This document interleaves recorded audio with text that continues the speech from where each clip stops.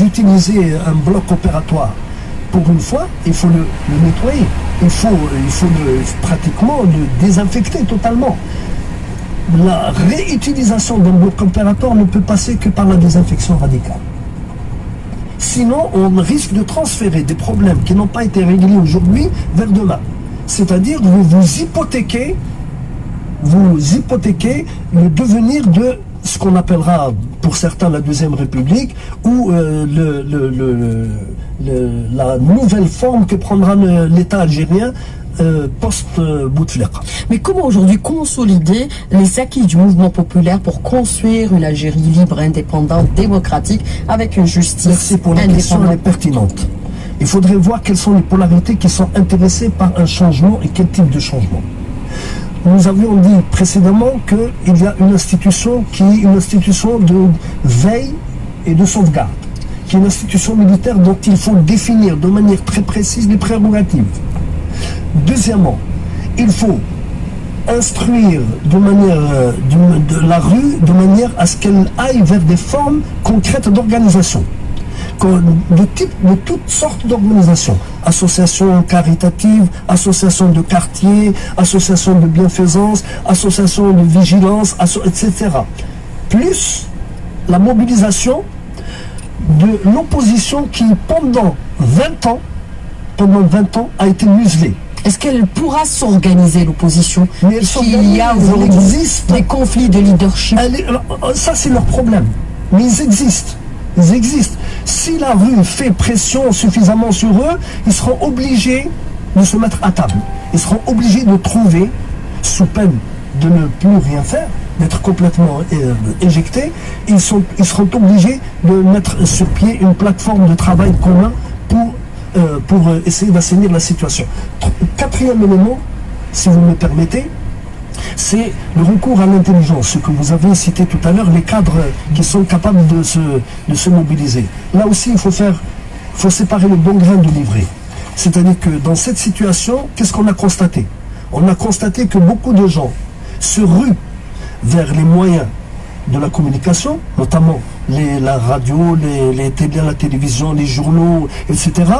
Et se présentent toujours comme étant des experts, très souvent des experts qui sont tout à fait douteux.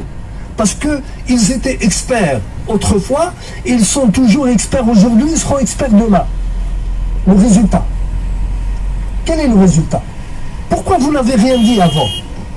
Pourquoi aujourd'hui vous préconisez des choses? Et qu'est-ce que vous entendez par ce qui sera fait demain? Mais tout le monde est d'accord sur le fait que le 22 février, le peuple ou la rue a libéré tout le monde, pratiquement, oui, y compris les médias. C'est sûr. Et les journalistes. Entendu, bien sûr. C'est pour ça que les journalistes et les médias... Il faut les consolider, ces actions. Il faut les consolider, il faut leur donner plus de possibilités d'intervention, plus de possibilités de s'organiser dans le bon sens. Et non pas comme ce qui se dessine aujourd'hui, paraît-il, une mise en place de rencontres, de bureaux, je ne sais pas quoi, inspiré par un certain Wali au service de l'État. Mais aujourd'hui, ce qui est relevé, c'est que tout le monde est déféré devant la Cour suprême. Aujourd'hui, on attend Amara Ben Younes, c'est l'ancien Premier ministre Abdelmalek Seller. Il y a la levée de l'immunité parlementaire qui est déjà effective, celle de Ould Abbas et celle de Saïd Barket. Il y a aussi le ministre de la Justice qui a saisi les deux chambres du Parlement pour...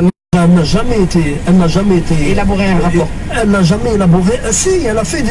Moi, j'ai entendu l'autre jour quelqu'un, M. Maïouf de la Cour des comptes, il dit on a cumulé des rapports, il y a de quoi remplir une chambre, mais il n'y a aucun effet. Pourquoi? Parce que la Cour des comptes, quelqu'un a décidé, après le procès de 1980, quelqu'un a décidé que cette Cour des comptes ne devait pas fonctionner. Et c'est M. Bouteflika. Parce qu'il avait été jugé lui-même par cette Cour des comptes. Ben oui. Pour revenir à l'histoire. Monsieur Mohamed Lakhdar Maougal, merci d'avoir répondu à nos questions et d'avoir été en direct avec nous ce matin dans le studio. Merci beaucoup, bonne journée, bon week-end, à bientôt. C'est moi qui vous remercie. L'invité de la rédaction vous a été proposé par Algérie Télécom. Il est 8h53, bonjour à tous sur Alger Chaîne 3, notre dernière escale de la matinale après l'invité de la rédaction, c'est la question internationale de ce jeudi 13 juin avec Rabia Slimani.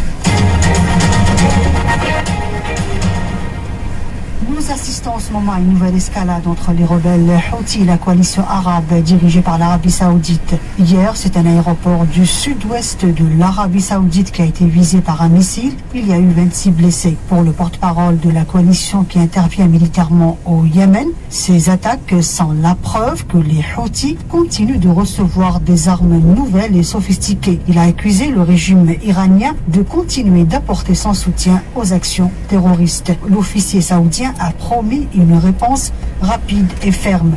La situation risque-t-elle de dégénérer? C'est la question que nous avons posée à Alain Chevaleria, politologue spécialiste du monde musulman. Il est évident qu'il reçoit une puissance, et cette puissance, on l'a très bien compris, c'est l'Iran. Il n'y a pas de limite à l'Iran. Et l'Iran va continuer d'envoyer en quantité des drones pour faire mal, en termes militaires, à l'Arabie Saoudite.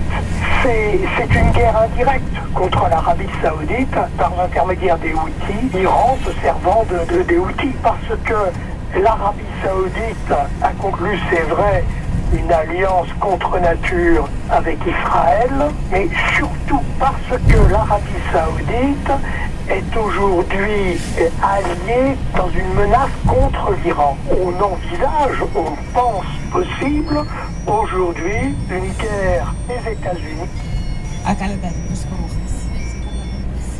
Allô ?